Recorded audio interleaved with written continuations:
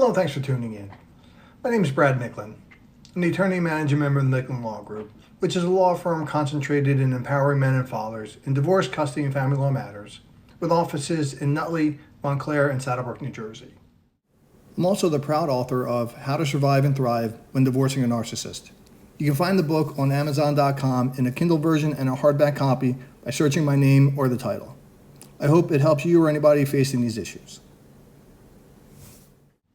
Today's part of my ongoing series, #FamilyCourtSucks, in which I try to give some legal and practical advice about what people will experience in family court when they go through divorce and family law matters.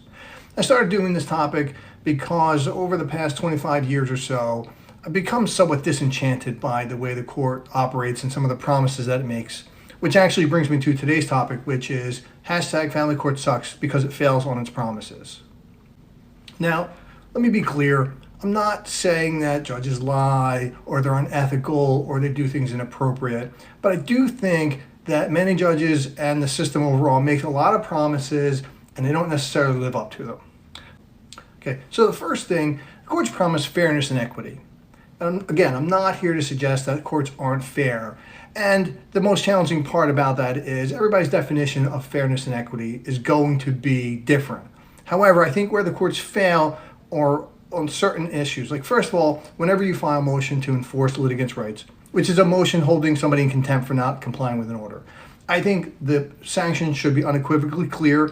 I think legal fees should be awarded in all these cases, and they don't necessarily do that. And I think the reason is judges don't want to empower any one side more than the other. So even when there's a clear violation of an order, you don't always necessarily get your legal fees paid for having to enforce it, and you don't necessarily always get the sanctions that are warranted for the non-compliance, as well as to force compliance in the future. So that's one area that I think the courts, and almost uniformly, fail to meet its promises.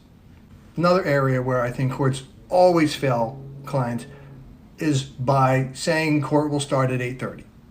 Everything starts at 8:30. Now, obviously right now I'm doing this video during the sort of quarantine issues following COVID, so the courts aren't necessarily open for operation. So it's a little different now, but before COVID and once the restrictions are gone, I assume courts will start to go back to their old method of scheduling everything for 8:30, which means you're taking off work. If you have a lawyer, your lawyer's driving down to court, you're both parking, you're both going to court and sitting in the courthouse at 8:30, and nothing ever starts at 8:30. And they have several cases that are being heard at the same time, as well as other cases that may get sent down from other courts or applications that are filed that interfere. So nothing ever starts at 8:30, let alone your case. Last, and probably the most challenging to clients, is trial dates.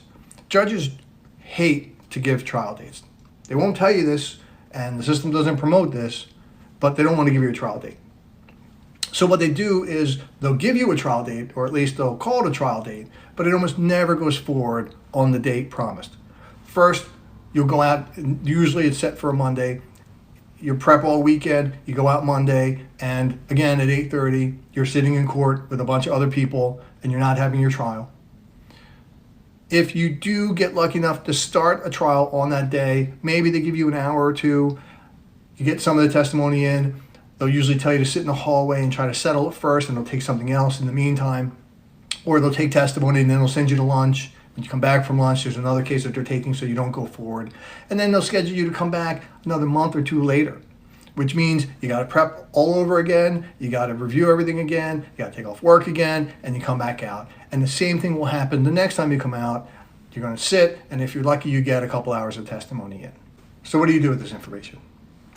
So the first thing I think you do with this information, as well as almost all the information I try to give in these videos, is understanding that this is what's going to happen will help you a great deal. It'll help you, if you can, minimize your stress and your anxiety, knowing what to expect and not being surprised when what I'm telling you actually occurs. Second, probably more importantly, it gives you a chance to consider other options. There are countless ways to take your court case out of the system and go into some kind of what's called alternate dispute resolution process.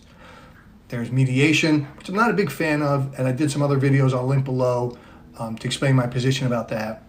There's arbitration, which can be either non-binding or binding, which I am a big fan of if it's binding. Again, I'm not going to go into the reasons why or the different processes here. You can watch the videos below. Lastly, always write down everything you hear from your lawyer and from the judge on your case. Not that you can necessarily go and say, well, judge, you said this, but it does help to have specific notes of what was promised by a judge. For instance, judges will make comments when you file a motion, for instance, and say, well, if this happens again, such and such will happen. Or if there's an interference with custody next time, I'll consider changing custody. And you want to be able to go back and specifically put maybe into your motion papers or to your settlement position papers, or even when you're speaking to the judge. Remember, this day you said this. This day you promised this. We're back here, the same thing has happened, and you're not doing it.